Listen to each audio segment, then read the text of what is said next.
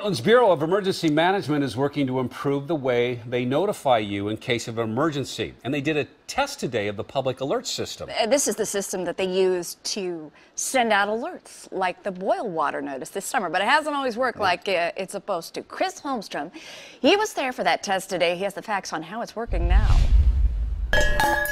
I feed 6 to 8 feral cats. Meet Irene Frankel. If you don't feed them, they get into your trash. A Hayden Island resident with a feral cat problem. But I wanted to talk to her about something else. The Portland boil water notice back in May. You know, I watched the news and I said, okay, we don't have to boil the water. Yeah, you do.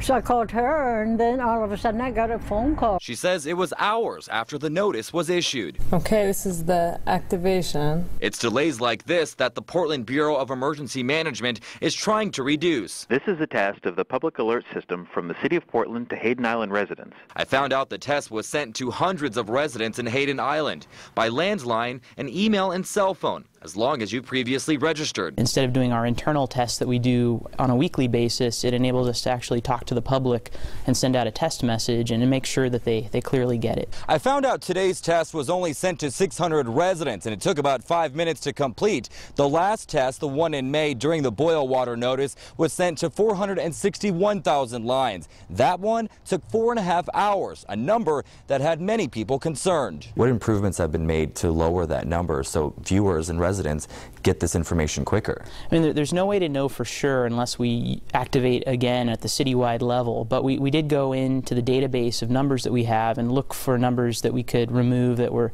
perhaps duplicates or a single business that has many numbers in the system.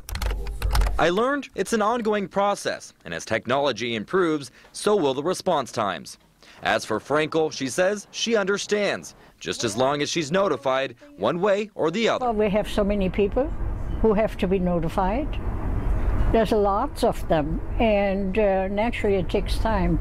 It doesn't go like that. It's just not possible. Another big concern is the fact that the current system does not allow them to send messages that are not in English, but they tell me they are in the process of getting a new vendor that will allow that, and of course, we'll make sure they follow through with it. Reporting from Portland, I'm Chris Holmstrom for KOIN 6 News.